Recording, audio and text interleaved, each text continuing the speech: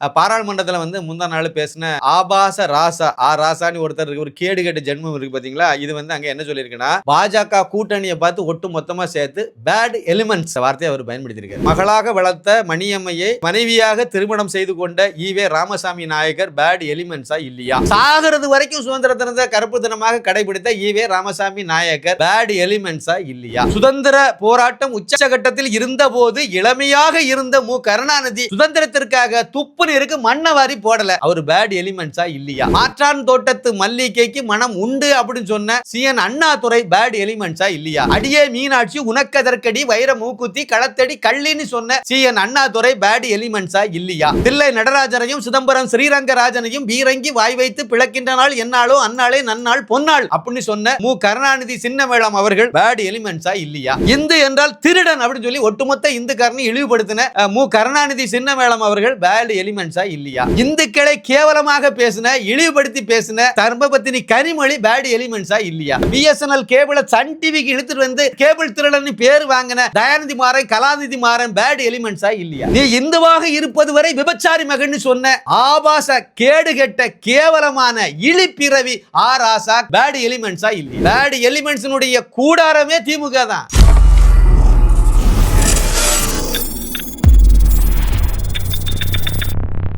சாமானியன் குரல் தேசியவாதிகளுக்கு எனது பணிவான வணக்கம்.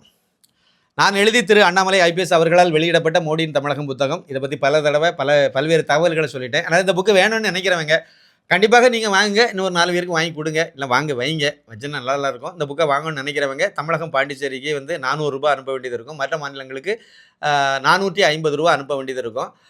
இந்த புக்கு வேணும்னு நினைக்கிறவங்க கட்டாயம் வந்து உங்களுடைய முகவரியை வந்து வாட்ஸ்அப்பில் அனுப்பிவிடுங்க. அதே மாதிரி வந்து ஜிபே அல்லது ஃபோன்பே மூலமாக பணத்தை அனுப்புங்க. எத்தனை காப்பிங்கிறத மறக்காமல் போட்டு விட்டுருங்க. நீங்கள் வந்து அட்ரஸ் அனுப்ப வேண்டிய முகவரி அல்லது ஃபோன்பே அல்லது ஜிபேல பண்ண வேண்டியது எல்லாமே ஒரே ஒரு நம்பர் தான் இப்போ சொல்கிறேன், நோட் பண்ணிவிடுங்க. 9092345641 90923455641. இந்த நம்பருக்கு வாட்ஸ்அப்பில் அட்ரஸ் அனுப்புங்க. ஃபோன்பே அல்லது ஜிபே மூலமாக பணத்தை அனுப்புங்க. புத்தகம் வாங்குறதை தவிர வேறு ஏதாவது பேசணும் இந்த நம்பருக்கு வர வேண்டாம், தயவு செஞ்சு தவிர்க்கவும். நன்றி. இப்போ ஒரு முக்கியமான ஒரு விஷயத்தை சுருக்கமாக நான் உங்கள்கிட்ட பகிர்ந்தோன்னு நினைக்கிறேன். பாராளுமன்றத்தில் வந்து முந்தா நாள் பேசின ஆபாச ராசா ராசான்னு ஒருத்தர் ஒரு கேடு கெட்ட ஜென்மம் இருக்குது பார்த்தீங்களா. இது வந்து அங்கே என்ன சொல்லியிருக்குன்னா, அதாவது எதிர்த்த சைடில் இருந்த எல்லாத்தையும் எதிர்த்த சைடில் என்ன யார் பாஜக கூட்டணியை பார்த்து ஒட்டு மொத்தமாக சேர்த்து பேட் எலிமெண்ட்ஸ் அந்த வார்த்தையை அவர் பயன்படுத்தியிருக்கார். அந்த பேட் எலிமெண்ட்ஸ் யார் அப்படிங்கிறத நம்ம தீய சக்தி தமிழகத்தில் வந்து சொன்னது வந்து திரு எம்ஜி ராமச்சந்திரன் அவர்கள் வாயிலிருந்து சொன்னது வந்து தீய சக்தி திமுகன்னு அவர் சொன்னார். இப்போ நான் வந்து என்னுடைய பாயிண்டில் வந்து சில கருத்தை சொல்கிறேன். இந்த பேட் எலிமெண்ட்ஸுன்னா என்னது, யார் அப்படிங்கிறத பற்றி நம்ம கொஞ்சம் சொல்லுவோம். அதாவது வந்து மகளாக வளர்த்த மணியம்மையை மனைவியாக திருமணம் செய்து கொண்ட ஈவே ராமசாமி நாயக்கர் பேட் எலிமெண்ட்ஸா இல்லையா?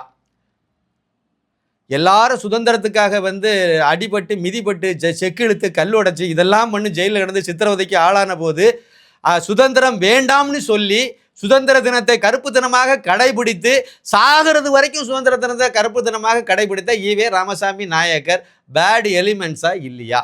சுதந்திர போராட்டம் உச்சகட்டத்தில் இருந்த போது இளமையாக இருந்த மு கருணாநிதி சுதந்திரத்திற்காக துப்புன்னு இருக்கு மண்ணவாரி போடல. அவர் பேட் எலிமெண்ட்ஸா இல்லையா? மாற்றான் தோட்டத்து மல்லிகைக்கு மனம் உண்டு அப்படின்னு சொன்ன சிஎன் அண்ணாதுரை பேட் எலிமெண்ட்ஸா இல்லையா? அடியே மீனாட்சி உனக்கதற்கடி வைர மூக்குத்தி களத்தடி கள்ளின்னு சொன்ன சிஎன் அண்ணாதுரை பேட் எலிமெண்ட்ஸா இல்லையா? தில்லை நடராஜனையும் சிதம்பரம் ஸ்ரீரங்கராஜனையும் பீரங்கி வாய் வைத்து பிளக்கின்ற நாள் என்னாலோ அந்நாளே நன்னாள் பொன்னாள் அப்படின்னு சொன்ன மு கருணாநிதி சின்னமேளம் அவர்கள் பேட் எலிமெண்ட்ஸா இல்லையா? இந்து என்றால் திருடன் அப்படின்னு சொல்லி ஒட்டுமொத்த இந்துக்காரனை இழிவுபடுத்தின மு கருணாநிதி சின்னமேளம் அவர்கள் பேட் எலிமெண்ட்ஸா இல்லையா? இந்து சம்பிரதாயங்கள் எல்லாம் கேவலப்படுத்துகிற வகையில் இந்த திருமண வழிபாட்டு முறையே கொச்சைப்படுத்தி அதில் உள்ள சடங்கு சம்பிரதாயம் அப்புறம் வந்து மந்திரங்கள் எல்லாம் இழிவாக பேசின ஸ்டாலின் சின்னமேளம் அவர்கள் வந்து பேட் எலிமெண்ட்ஸா இல்லையா? இந்துக்களை கேவலமாக பேசின இழிவுபடுத்தி பேசின தர்மபத்தினி கனிமொழி பேட் எலிமெண்ட்ஸா இல்லையா? 2G ஸ்பெக்ட்ரம் வழக்கில் ஜெயிலில் கழுத்தின்னு இன்னமும் வழக்கு நிலுவையில் இருக்கக்கூடிய கனிமொழியோ இல்லது அவருடைய உள்ளம் கவர்ந்த ராசாவோ பேட் எலிமெண்ட்ஸா இல்லையா? கேபிளை இழுத்துட்டு வந்து பிஎஸ்என்எல் கேபிளை சன் டிவிக்கு இழுத்துட்டு வந்து கேபிள் திருடன்னு பேர் வாங்கின தயாநிதி மாறன் கலாநிதி மாறன் பேட் எலிமெண்ட்ஸா இல்லையா?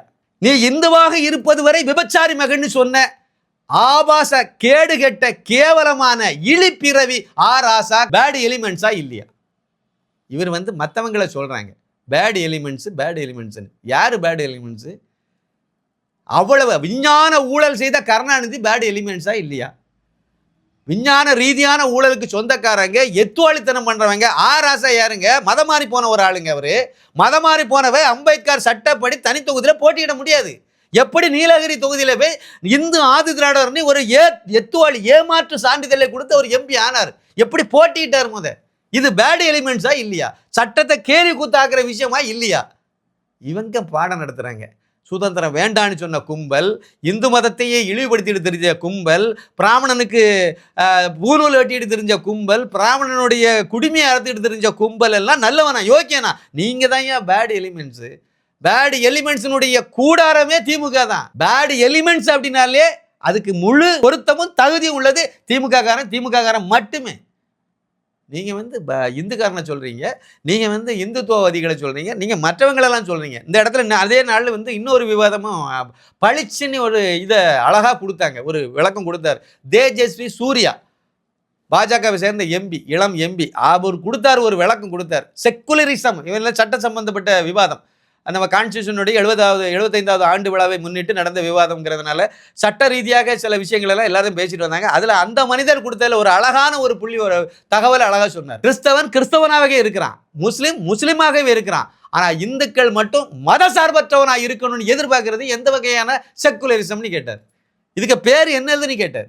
இப்போ இந்துக்களா தானே இருக்கணும், இந்துக்காரனவே தானே இருக்க முடியும், இருக்கணும், அதானே சரி.